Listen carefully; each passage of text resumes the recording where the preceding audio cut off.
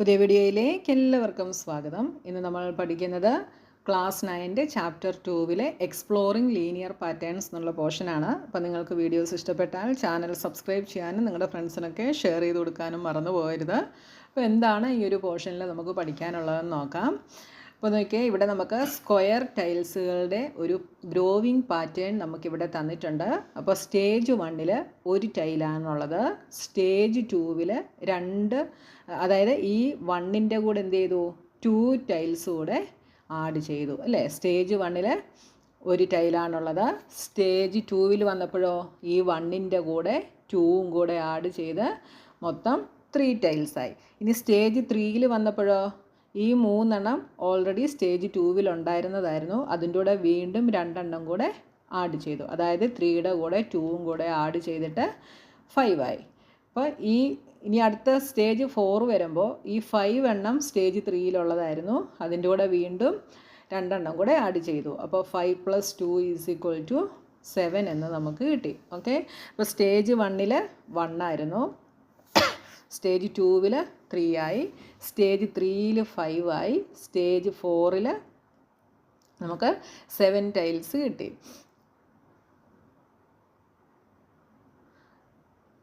നോക്കിയാൽ each stage is obtained by adding 2 more tiles to the previous stage.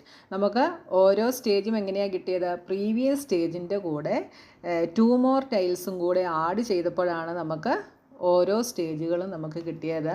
അപ്പോൾ ഇവിടെ ഈ ടേബിളിനകത്ത് ആദ്യത്തെ 7 സ്റ്റേജസിലുള്ള ടൈൽസുകളുടെ നമ്പേഴ്സ് ഇവിടെ മെൻഷൻ ചെയ്തിട്ടുണ്ട്. നോക്കിയേ, ഫസ്റ്റ് സ്റ്റേജിൽ നമ്പർ ഓഫ് ടൈൽസ് 1 ആയിരുന്നു, സ്റ്റേജ് 2 3 ആയി, സ്റ്റേജ് 3 5 ആയി, സ്റ്റേജ് 4 7 ആയി. ഓക്കെ, ഇവിടെ വരെ നമ്മൾ മുകളിൽ ഈ പിക്ചറിൽ നമ്മൾ കണ്ടിരുന്നു. ഇനി അടുത്ത സ്റ്റേജുകൾ നോക്കിയേ, സ്റ്റേജ് 5 അപ്പോൾ എന്താവും, 7ൻ്റെ കൂടെ 2ഉം കൂടെ ആഡായി 9 ആയി, സ്റ്റേജ് 6 9ൻ്റെ കൂടെ 2ഉം കൂടെ ആഡായി 11 ആയി, സ്റ്റേജ് 7 എന്തായി 11ൻ്റെ കൂടെ 2ഉം കൂടെ ആഡായി 13 ആയി അല്ലേ.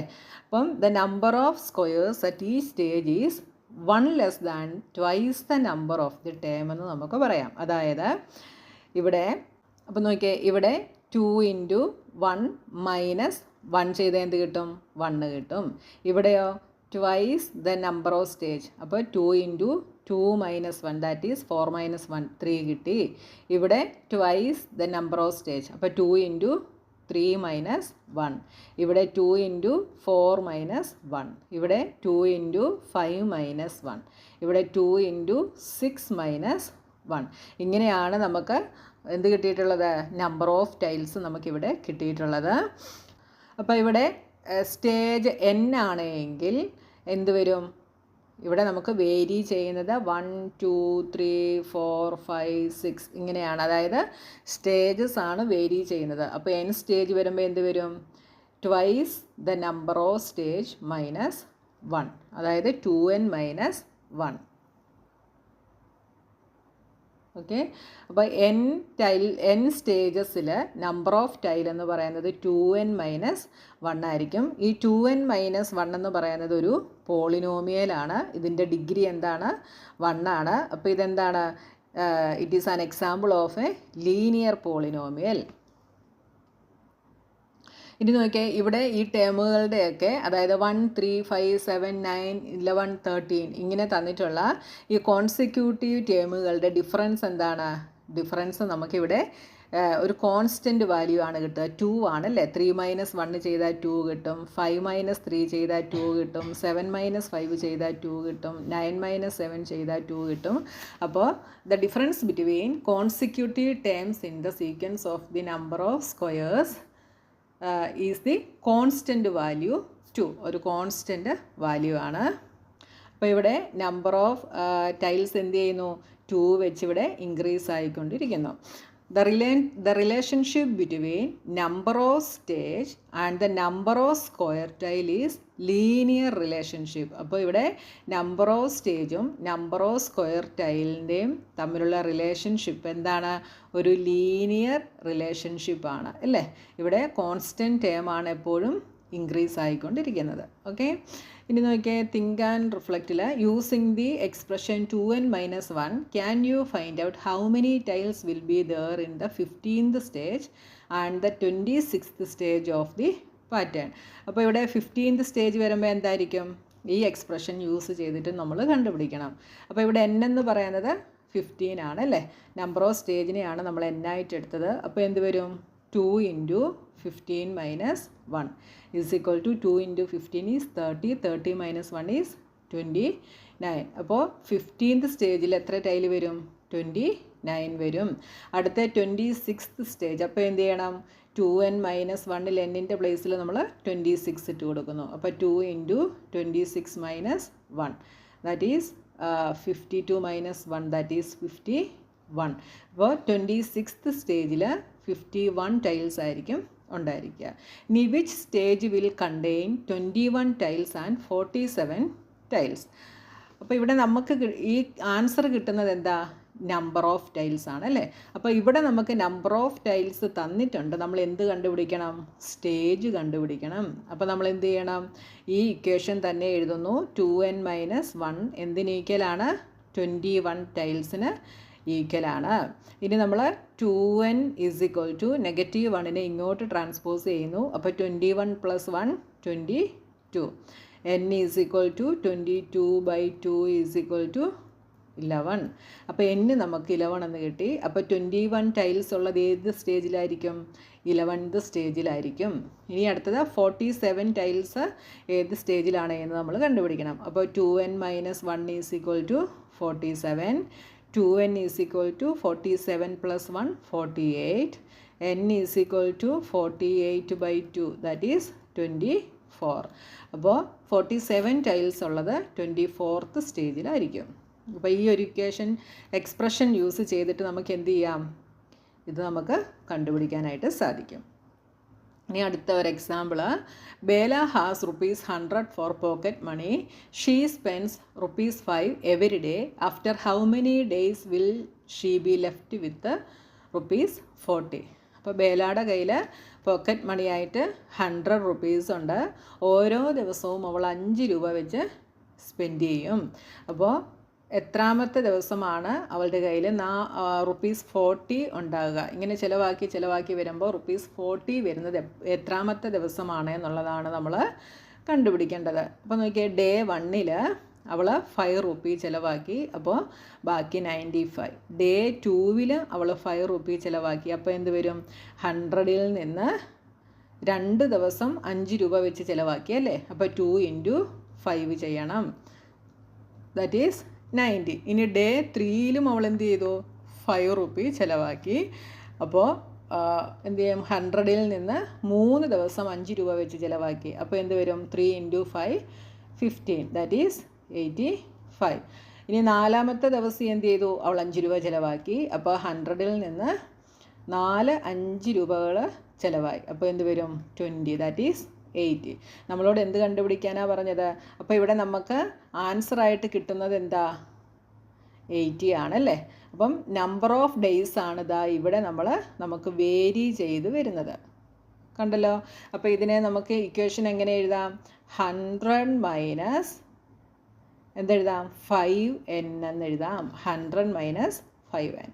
ഓക്കെ, എന്ത് ഡേയിലെ അപ്പം 100 - 5n വരും. അപ്പോൾ നമുക്ക് ഇത് ചെയ്യുമ്പോൾ ലെഫ്റ്റായിട്ട് വരുന്ന മണിയാണ് നമുക്കിവിടെ ഇങ്ങനെ കിട്ടുന്നത്. അപ്പോൾ 40 വരുന്നത് നമുക്ക് കണ്ടുപിടിക്കണേ എന്ത് ചെയ്താൽ മതി? 100 - 5n എന്ന് പറയുന്നത് എന്തിന് ഈക്വലാണ്? 40ക്ക് ഈക്വലാണ്. ഇനി നമ്മൾ എന്ത് ചെയ്യുന്നു?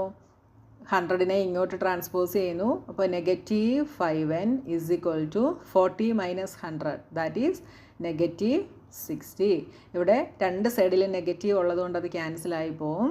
n = 60/5 that is 12. അപ്പോൾ എത്രാമത്തെ ദിവസമാണ് അവളുടെ കയ്യിൽ ₹40 ലെഫ്റ്റ് ഉണ്ടാകുക? 12th ഡേയിലാണ്. ഓക്കെ, നോക്കുക. therefore on the 12th day the amount left will be ₹40. കണ്ടല്ലോ? അപ്പോൾ ഇത് എങ്ങനെയാണ് കണ്ടുപിടിച്ചത്? 100 - 5n എന്ന് പറയുന്നത് എന്തിന് ഈക്വലാണ്? 40ക്ക് ഈക്വലാണ്. എന്നിട്ട് നമ്മൾ ട്രാൻസ്പോസ് ചെയ്തിട്ട് കണ്ടുപിടിക്കുന്നു. ഓക്കെ, അപ്പോൾ ഇവിടെ വേരി ചെയ്യുന്നത് എന്താണോ അതിനെയാണ് നമ്മൾ വേരിയബിൾ വെച്ച് നമ്മൾ റെപ്രസെൻറ്റ് ചെയ്യുന്നത്. ഓക്കെ, ഇനി what amount will be left on the 15th day. അപ്പോൾ 15th ഡേയിൽ എത്ര രൂപ ലെഫ്റ്റായിട്ട് കാണും? അപ്പോൾ നമ്മൾ ഡേ ആണ് ഇവിടെ എന്തായിട്ട് എടുത്തത്? n ആയിട്ട് എടുത്തത് അല്ലേ? അപ്പോൾ നമ്മുടെ എക്സ്പ്രഷൻ എന്തായിരുന്നു? 100 മൈനസ് 5n ആയിരുന്നു. അപ്പോൾ 100 മൈനസ് 5 ഇൻറ്റു 15, ഡേ ആണ് 15, എന്ത് വരും? 100 minus 15 into 5, 75 is equal to 25. അപ്പോൾ 15th ഡേയിൽ എത്ര രൂപ ലെഫ്റ്റായിട്ട് കാണും? 25 റുപ്പീസ് ആയിരിക്കും. അടുത്തത്, how many days will it take for the entire amount to be spend. അപ്പോൾ ഈ എൻറ്റയർ എമൗണ്ട് മൊത്തം സ്പെൻഡ് ചെയ്യാൻ എത്ര ദിവസം എടുക്കുമെന്നുള്ളതാണ് നമ്മൾ കണ്ടുപിടിക്കേണ്ടത്. അപ്പോൾ ഈ എമൗണ്ട് മൊത്തം ചിലവായി കഴിഞ്ഞാൽ ബാക്കി എന്ത് കാണും? 0 ആയിരിക്കും ഉണ്ടായിരിക്കുക അല്ലേ? അപ്പോൾ നമ്മുടെ എക്സ്പ്രഷൻ എന്ന് പറയുന്നത് 100 മൈനസ് 5n ആണ്. അതെന്തായിട്ട് എടുക്കാം? ലാസ്റ്റ് വരുന്ന എമൗണ്ട് 0 ആയിരിക്കും അല്ലേ? അപ്പോൾ എന്ത് വരും? Minus 5n is equal to, ഈ 100നെ ഇങ്ങോട്ട് ട്രാൻസ്പോസ് ചെയ്യുന്നു. അപ്പം 0 മൈനസ് 100 ദാറ്റ് ഈസ് മൈനസ് 100. ഈ രണ്ട് മൈനസുകളും കൂടെ ക്യാൻസലായി പോകും. n is equal to 100/5 is equal to 20. അപ്പോൾ ഈ എൻറ്റയർ എമൗണ്ട് സ്പെൻഡ് ചെയ്യാൻ വേണ്ടി എത്ര ദിവസം എടുക്കും? 20 ഡേയ്സ് എടുക്കും. ഓക്കെ, അടുത്ത example, an autorickshaw fare starts at ₹25 and remains the same for the initial 2 kilometre. അപ്പോൾ ഓട്ടോറിക്ഷ ഫെയർ 25 റുപ്പീസിലാണ് സ്റ്റാർട്ട് ചെയ്യുന്നത്. ആദ്യത്തെ 2 കിലോമീറ്ററിൽ അത് സെയിം ആയിട്ട് തന്നെ നിൽക്കും. അതായത് 1 കിലോമീറ്റർ ട്രാവൽ ചെയ്താലും 2 കിലോമീറ്റർ ട്രാവൽ ചെയ്താലും ഫെയർ എന്ത് തന്നെയായിരിക്കും? 25 റുപ്പീസ് തന്നെയായിരിക്കും. Then it increased by 15 per kilometre. അടുത്ത മൂന്നാമത്തെ കിലോമീറ്റർ വരുമ്പോൾ എന്താവും? 25ൻ്റെ കൂടെ 15ഉം കൂടെ ആഡാവും. അടുത്തത് 4 കിലോമീറ്റർ ആകുമ്പം വീണ്ടും ഒരു 15ഉം കൂടെ ആഡാവും. അങ്ങനെ ഓരോ കിലോമീറ്ററിനും 15 വെച്ച് ആഡായിക്കൊണ്ടിരിക്കും. What will be the fare for a travel of 10 kilometre? 10 kilometre travel ചെയ്യാനുള്ള ഫെയർ എന്താണ് എന്നാണ് ക്വസ്റ്റ്യൻ. അപ്പോൾ നോക്കിയാൽ, for the initial 2 kilometre the fare is ₹25. For every kilometre thereafter the fare will increase by 15. അപ്പോൾ ഈ 2 കിലോമീറ്റർ കഴിഞ്ഞുള്ള ബാക്കി ഓരോ കിലോമീറ്ററിനും അല്ലേ, എവരി കിലോമീറ്ററിനും എന്ത് ചെയ്യുന്നുണ്ട്? ഫെയർ 15 റുപ്പീസ് വെച്ച് ഇൻക്രീസ് ആവുന്നുണ്ട്. Therefore, the total fare for a travel of 10 kilometer will be എന്തായിരിക്കും? അപ്പോൾ ആദ്യത്തെ മൊത്തം 10 കിലോമീറ്റർ ആണ്. ഇതിൽ ആദ്യത്തെ 2 കിലോമീറ്ററിന് 25 വെച്ചാണ്. ബാക്കി എത്ര കിലോമീറ്ററിൻ്റെ നോക്കിയാൽ മതി? 8 കിലോമീറ്റേഴ്സിൻ്റെത് നമ്മൾ നോക്കിയാൽ മതി. അപ്പോൾ ആദ്യത്തെ 2നും 25 ആണ്. ബാക്കി 8 കിലോമീറ്ററിനും ഓരോ കിലോമീറ്ററിനും 15 വെച്ച് കൊടുക്കണം. അപ്പോൾ 15 ഇൻറ്റു 8 അല്ലേ? അതായത് 10 കിലോമീറ്ററിനെ നമ്മൾ 2+8 എന്ന് ആക്കുന്നു. കാരണം എന്താ? ആദ്യത്തെ 2 കിലോമീറ്ററിനും 25 വരുന്നുള്ളൂ. ബാക്കിയുള്ള ഓരോ കിലോമീറ്ററിനും 15 വെച്ച് വരുന്നുണ്ട്. അപ്പോൾ ഓരോ കിലോമീറ്ററിനും 15 വെച്ച് വരുന്ന എത്ര കിലോമീറ്റേഴ്സ് ഉണ്ട്? 8 എണ്ണം ഉണ്ട്. അതുകൊണ്ട് 15 into 8 is equal to 25 plus 15 into 8 is 120 is equal to 145 റുപ്പീസ് എന്ന് നമുക്ക് കിട്ടും. ഓക്കെ, അപ്പോൾ ഇതെങ്ങനെയാണ് കണ്ടുപിടിക്കുന്നതെന്നുള്ളത് നമുക്കൊന്ന് നോക്കാൻ. നോക്കിയേ, ആദ്യത്തെ 1 കിലോമീറ്ററിന് 25, 2 ആകുമ്പോഴും 25 തന്നെയാണ്. 3 വരുമ്പോഴോ 25ൻ്റെ കൂടെ ഒരു 15ഉം കൂടെ ആഡായി 40 ആകും. അടുത്ത 4 വരുമ്പോഴോ 4 വരുമ്പം ആദ്യത്തെ 2 കിലോമീറ്ററിന് 25, ബാക്കിയുള്ള 2 കിലോമീറ്ററിന് 15 വെച്ച്. അതുകൊണ്ടാണ് 25 പ്ലസ് 2 ഇൻറ്റു 15. അടുത്തത് 5 കിലോമീറ്റർ ട്രാവൽഡ് ആകുമ്പോൾ ആദ്യത്തെ 2 കിലോമീറ്ററിന് 25, ബാക്കിയുള്ള 3ന് ഓരോ കിലോമീറ്ററിനും 15 വെച്ച് കൊടുക്കണം. So 3 into 15.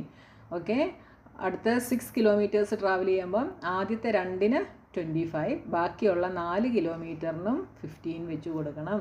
ഓക്കെ, അപ്പോൾ ഇതിൻ്റെ എക്സ്പ്രഷൻ നമുക്ക് എങ്ങനെ എഴുതാം? ആദ്യത്തെ 2ന് 25 പ്ലസ് ഇവിടെ നോക്കിയേ, എല്ലായിടത്തും 15 മൾട്ടിപ്ലൈ ചെയ്തിട്ടുണ്ട്. അപ്പോൾ 15 ഇൻറ്റു അടുത്തത് എന്ത് വരും? അടുത്തത് 3rd കിലോമീറ്റർ തൊട്ടാണ് നമുക്കിവിടെ 15 വെച്ച് ആഡാകുന്നത് അല്ലേ. അപ്പോൾ ഇവിടെ 3rd കിലോമീറ്റർ വന്നപ്പോൾ ഇവിടെ 1 ആണ് അല്ലേ. അപ്പോൾ 3യെ n എന്നെടുത്താൽ 1 വരണമെങ്കിൽ n-ൽ നിന്ന് എന്ത് സബ്ട്രാക്ട് ചെയ്യണം? 2 സബ്ട്രാക്ട് ചെയ്യണം. ഇവിടെ 4നെ n എന്നെടുത്താൽ 2 കിട്ടണമെങ്കിൽ 2 സബ്ട്രാക്ട് ചെയ്യണം. 5നെ n എന്നെടുത്താൽ 3 കിട്ടണമെങ്കിൽ വീണ്ടും 2 സബ്ട്രാക്ട് ചെയ്യണം. അപ്പോൾ എന്തെഴുതാം? 25 + 15 ഇൻറ്റു n - 2 എന്ന് നമുക്ക് എഴുതാം. ഓക്കെ, ഇങ്ങോട്ട് ഞാൻ എഴുതുന്നു 25 + 15 ഇൻറ്റു n - 2. ഇവിടെ ബ്രാക്കറ്റ് ഓപ്പൺ ആക്കിയാൽ 25 + 15n - 15 ഇൻറ്റു 2 30.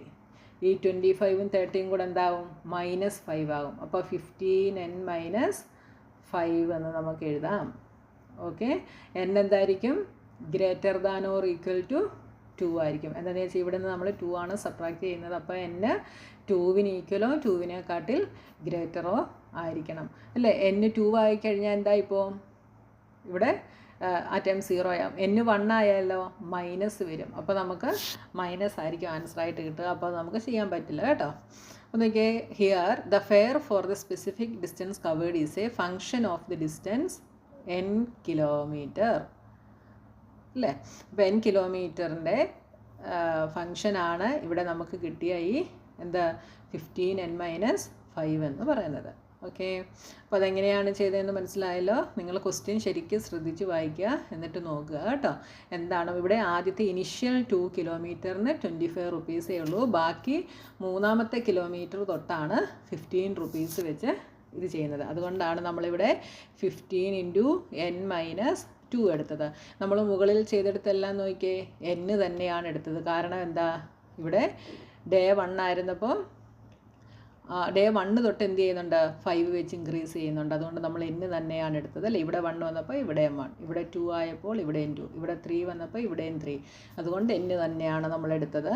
ഇവിടെ വന്നപ്പോൾ ഇതിൽ നിന്ന് n-ൽ നിന്ന് എന്ത് ചെയ്യുന്നുണ്ട്? 2 സബ്ട്രാക്റ്റ് ആയാണ് ഇവിടെ വരുന്നത്. അതുകൊണ്ട് n - 2 എടുത്തു. ഇനി നോക്കിയേ, for how many kilometre will the fare be 130. ഇനി 130 എത്ര കിലോമീറ്ററിനായിരിക്കും വരുന്നത് എന്നുള്ളത് നമ്മൾ കണ്ടുപിടിക്കണം. അപ്പോൾ നമ്മുടെ ഇക്വേഷൻ ഇവിടെ എന്തായിരുന്നു? 15n - 5 എന്നായിരുന്നു നമുക്ക് കിട്ടിയത് അല്ലേ. അങ്ങനെ ചെയ്ത് വരുമ്പോൾ നമുക്ക് കിട്ടുന്ന ആൻസറാണ് ഇവിടുത്തെ ഫെയർ. അപ്പോൾ 15n - 5 എന്തിന് ഈക്വലാണ്? 130ക്ക് ഈക്വലാണ്. ഇനി നമ്മൾ ഈ 5നെ ഇങ്ങോട്ട് ട്രാൻസ്പോസ് ചെയ്യുന്നു. അപ്പോൾ 15n = 130 + 5, ദാറ്റ് ഈസ് 135. n = 135/15. എന്ത് വരും? 15 ഇൻറ്റു 9 ചെയ്താൽ എന്ത് വരും? 9 5s are 45, 4 9 + 4 13. അപ്പോൾ നമുക്ക് 9 എന്ന ആൻസർ കിട്ടി. അപ്പോൾ എത്ര കിലോമീറ്ററിലായിരിക്കും ഫെയർ 130 വരിക? 9 കിലോമീറ്ററിലായിരിക്കും ഫെയർ 135 എന്ന് വരിക. അപ്പോൾ 15n - 5 എന്ന് പറഞ്ഞ് നമുക്ക് ചെയ്യുമ്പോൾ കിട്ടുന്നത് എന്താ? ഫെയർ ആണ് കിട്ടുന്നത്. കണ്ടോ, ഇവിടെ ഫെയർ കണ്ടുപിടിക്കാനാണ് നമ്മൾ എന്ത് ചെയ്തത്? 15n - 5 നമ്മൾ ചെയ്തത്. ഓക്കെ.